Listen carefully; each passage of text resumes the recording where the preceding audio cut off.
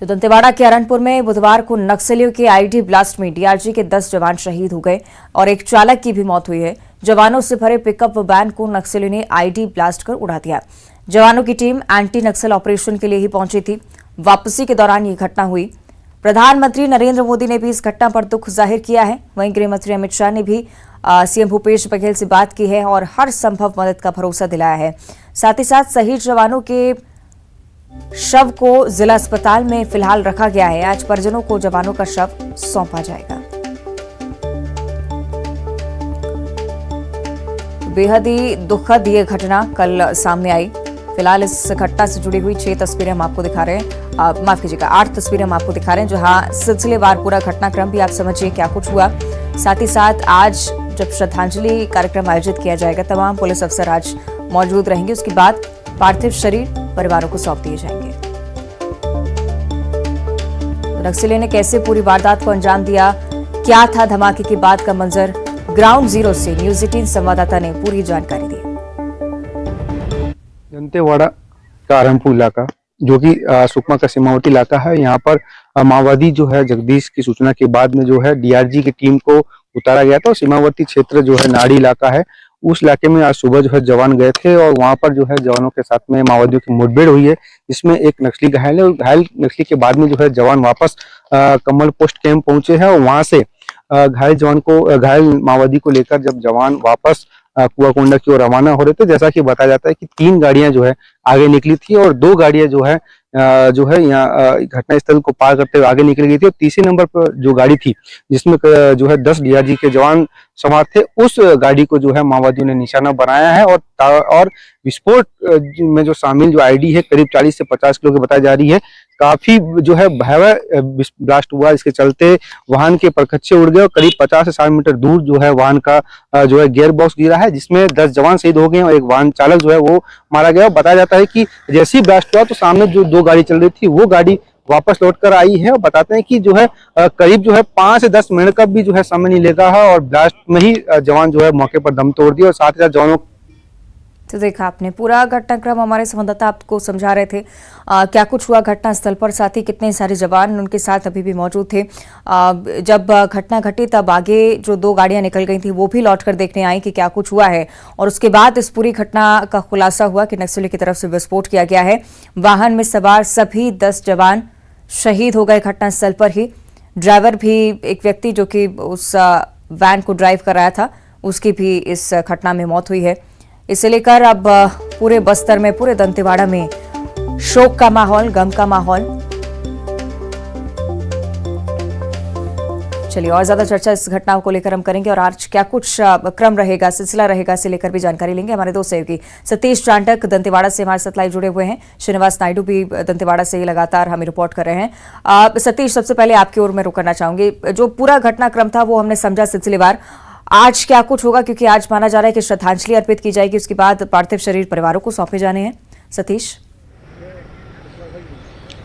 जी, आपको बता दूं कि कल की घटना में जो 10 जवान शहीद हुए थे उनके पार्थिव शरीर को जिला जो अस्पताल दंतेवाड़ा में लाया गया है, जहां पर रात में पीएम की पूरी प्रक्रिया पूरी कर दी गई है। और आज सुबह जो है परिजन, लगभग सभी जवानों के परिजन जो है वो दंतेवाड़ा मुख्यालय पहुंच चुके हैं। यहाँ पर जो है कार्ली पुलिस लाइन में वहां पर जवानों के श्रद्धांजलि और अंतिम सलामी का कार्यक्रम जो है वो ठीक 11 बजे रखा गया है। और प्रदेश के मुख्यमंत्री जो भूपेश बघेल हैं वो 11 बजे दंतेवाड़ा पहुंच रहे हैं और श्रद्धांजलि कार्यक्रम में शामिल होंगे। करीब 1 घंटे तक वो कार्यक्रम में शामिल होंगे। इसके अलावा जो है कार्ली ही पुलिस लाइन में वहां पर स्थानीय अधिकारी हैं और खास करके बताया जाता है कि तीनों जिले, दंतेवाड़ा, सुकमा और बीजापुर, तीनों जिले के जो नक्सल ऑपरेशन के अधिकारी हैं उनकी एक बैठक लेंगे। और साथ ही साथ में जो है छत्तीसगढ़ के जो डीजी है अशोक जुनेजा, वो बैठक में भी शामिल होंगे और घटना स्थल पर भी जाएंगे।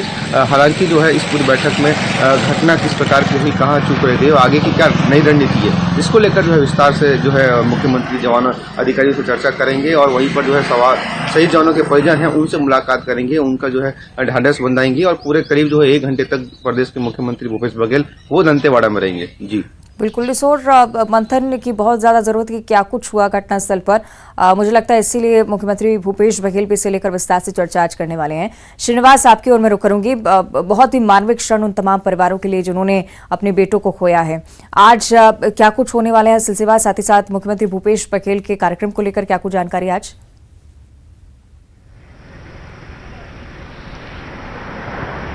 जी, कल की घटना को लेकर पूरा दंतेवाड़ा में दुख का माहौल है, गम का माहौल है। जो जवान शहीद हुए हैं उनके परिजन तो रात से ही पहुंच गए हैं और आज उनका पोस्टमार्टम करने के बाद आज उनको श्रद्धांजलि दी जाएगी। इस कार्यक्रम में प्रदेश के मुख्यमंत्री भूपेश बघेल भी शामिल होंगे। साथ ही जो आला अधिकारी हैं, जो सुरक्षा से जुड़े जो अधिकारी हैं, वो भी मौके पर मौजूद हैं। लगभग 10:50 पर मुख्यमंत्री पहुँचेंगे और श्रद्धांजलि सभा का आयोजन किया जाएगा और सभी जवानों के पार्थिव शरीर उनके परिजनों को सौंपा जाएगा। इस घटना के बाद तो सुरक्षा जो बल है, सुरक्षा से जुड़े अधिकारी है, ये जांच में जुड़ गए हैं कि आखिर इतनी बड़ी चूक कैसे हो गई। जो जवान हैं जो सर्चिंग में निकले थे उनको वापस उसी सड़क मार्ग से वापस कैसे आए, ये सभी जांच का विषय है। साथ ही जो आईडी में बारूद का इस्तेमाल किया गया था, ये कितना शक्तिशाली था, इसके लिए भी फॉरेंसिक टीम कल पहुँच चुकी थी और सभी बिंदुओं पर जाँच कर रही है। साथ ही घटना को लेकर जो जांच से जुड़े अधिकारी हैं अभी फिलहाल कुछ कह नहीं रहे हैं, और लेकिन ये है कि घटना काफ़ी बड़ी थी और हमारे जो 10 जवान हैं उनकी शहादत हुई है। जी, निश्चित तौर पर बहुत ज़रूरी कि इस सब पूरे पहलू की भी जांच हो, क्या कुछ हुआ, कहाँ चूक हुई, कहाँ लापरवाही हुई, ये भी मामला निश्चित तौर पर जांच का विषय ही। अब जिस तरह से सतीश आपकी ओर में रुक रही हूँ, जिस तरह से आप दंतेवाड़ा की स्थिति भी हम समझा रहे हैं, सर्चिंग ऑपरेशन जैसे ही शुरू किया गया उसके बाद तमाम जवान जो थे इस वैन में सवार होकर निकले और उसके बाद विस्फोट हुआ और सभी जवान की शहादत जिसकी जानकारी सामने आई, उसके बाद से जो स्थिति दंतेवाड़ा की रही ये भी हम जानना चाहेंगे। फिलहाल क्या कुछ माहौल है, क्या वहां पर सर्चिंग ऑपरेशन अभी भी चलाया जा रहा है, क्या कुछ स्थिति दंतेवाड़ा की? ये आपको बता दूं कि जैसे ही ब्लास्ट हुआ उस वक्त जो है डीआरजी की 2 टीम ठीक 1 किलोमीटर पहले जो है कमल पोस्ट एक कैंप है वहां पर मौजूद थी। जैसी आवाज है कि आईडी की ब्लास्ट हुई है, और आपको एक और जानकारी दूंगा कि जैसी आईडी ब्लास्ट हुई तो साथ में जो जवान थे दूसरी गाड़ी में उन्होंने वहां पर फायरिंग भी की, लेकिन हालांकि उस दौरान जो है माओवादी वहां से मौके से भाग चुके थे।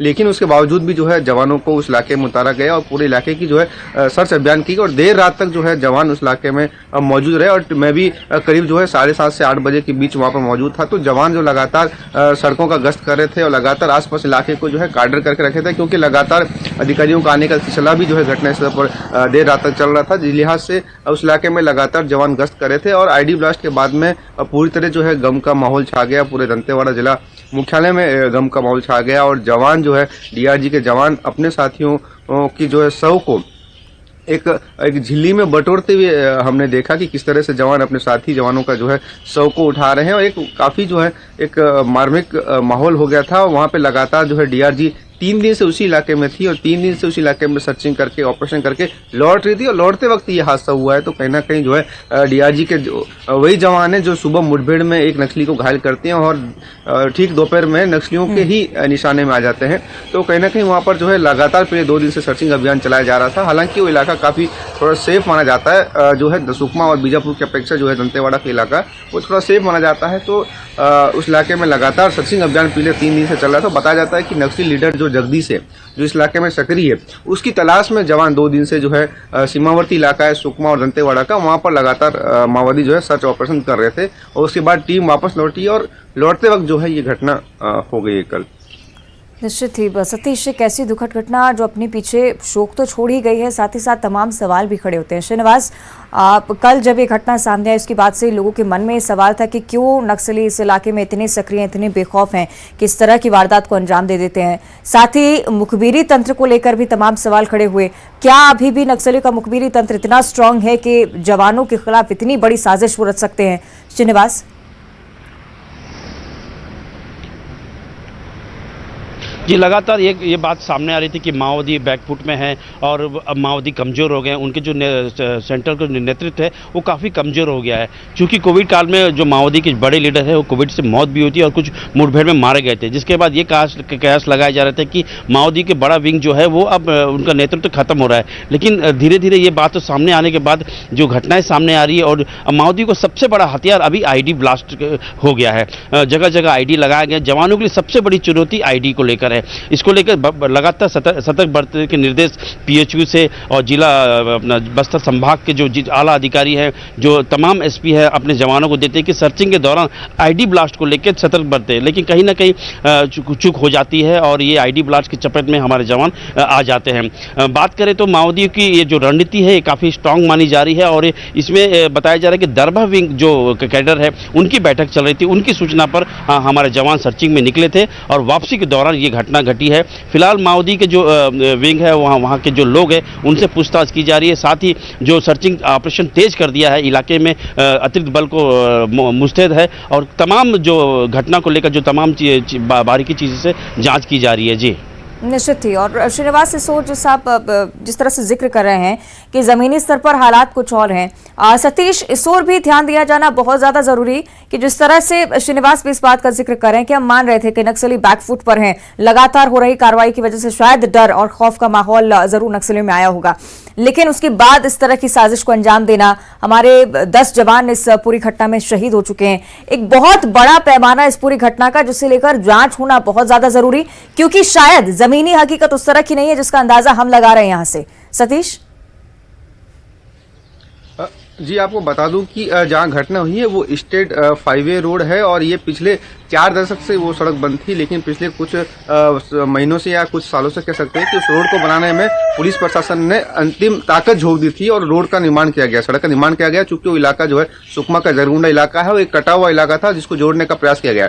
आपको बताना चाहूंगा कि जहां तक इंटेलिजेंस की बात है तो इंटेलिजेंस जो है पूरी तरह से फेलियर थी, क्योंकि बताया जाता है कि घटना स्थल जहां ब्लास्ट हुआ उससे कुछ ही मीटर पहले जो है ग्रामीण आमा त्योहार मनाते हैं, आम का त्योहार मनाते हैं जिसको बीज पंडुम कहते हैं। वो ग्रामीण त्योहार मना रहे थे और ग्रामीणों ने वाहन को रोका भी, जिसमें जवान शामिल थे, जिसके चलते ग्रामीणों ने वाहन को जाने दिया। लेकिन आपको बताना चाहूंगा कि इस इलाके में जो जवान जिस गाड़ी में बैठते हैं उस गाड़ी की स्पीड जो है, रफ्तार काफी तेज होती है ताकि नक्सली जो है टारगेट ना कर सके। लेकिन कहीं ना कहीं वहां पर ग्रामीणों ने बीज पंडुम या तो ग्रामीणों ने रोका या कहीं ना कहीं नक्सलियों की साजिश रही होगी, गाड़ी को रोका गया और गाड़ी रुकने के बाद जैसे ही गाड़ी स्पीड पकड़ती कि उस वक्त जो है धमाका हो गया। तो कहीं ना कहीं जो है रफ्तार को कम करने की कोशिश की गई नक्सलियों के द्वारा और एक ट्रैप भी किया गया और लगातार जो है जवानों पर नक्सली नजर बनाए थे। जैसे ही कैंप से निकले तो नक्सलियों को भनक लग गई थी कि यहाँ से जो है जवान गाड़ी में सवार होकर निकलने वाले हैं, क्योंकि इलाका सेफ था इसलिए कहीं ना कहीं जवान भी बेखौफ थे और उन्हें आराम से गाड़ी में बैठकर जाना जो है उचित समझा। ये तो इस इलाके में लगातार जो है जवान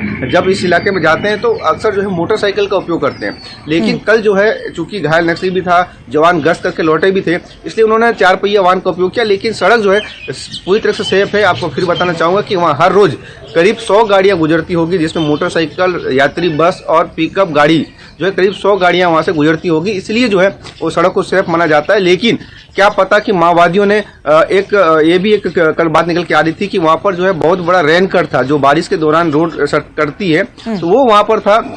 तो बताया जाता है कि कहीं ड्रिल के माध्यम से बम लगा दिया हो माओवादियों ने, या पहले से वहां पर आईडी लगा रखी थी माओवादियों ने, जिसके बाद जो है वो करीब 100 मीटर वायर खींच के इंतजार कर रहे थे कि कब जवान मौका दे और कब एक बड़ी घटना को अंजाम दे। ये भी बताया जाता है कि वहां पर 2 बम लगाए थे, जहां ब्लास्ट हुआ वहां पर 2 बम लगाए होने की आशंका भी सुरक्षा एजेंसी जो है वो, क्योंकि जिस हिसाब से ब्लास्ट हुआ है, अगर एक बम नहीं फटता तो दूसरा बम ब्लास्ट होता। तो माओवादी किसी प्रकार का कोई कसर नहीं छोड़ रहे हैं। उन्होंने 2 बम लगा रखा था कि अगर एक नहीं फूटेगा तो एक ब्लास्ट होगा। तो क्योंकि ये इलाका अभी जो है अंतिम युद्ध चल रहा है माओवादियों के साथ में, तो कहीं ना कहीं आमने सामने की लड़ाई से बचकर नक्सली जो है आईडी का इस्तेमाल कर रहे हैं, जिसमें माओवादियों को नुकसान न के बराबर होता है, लेकिन जवान अगर चपेट में आ जाए तो काफी नुकसान हो सकता है। ये तमाम जो तथ्य आप बता रहे सतीश, मुझे लगता है कि जांच का विषय उसके बाद ही ये सब कुछ स्पष्ट हो पाएगा कि क्या कुछ माओवादियों ने उस दौरान किया होगा। फिलहाल शुक्रिया आपका इस तमाम जानकारी के लिए। श्रीनिवास, आपका भी बहुत बहुत धन्यवाद जानकारी साझा करने के लिए। तो देखा आपने किस तरह से दुखद घटनाएं सामने आई है, उसे लेकर अब जांच की जानी है। आज मुख्यमंत्री भूपेश बघेल भी दंतेवाड़ा पहुंचेंगे, देखना होगा आगे क्या कुछ होता है। बहरहाल आगे बढ़ते हैं। प्रधानमंत्री नरेंद्र मोदी के रेडियो प्रोग्राम मन की बात का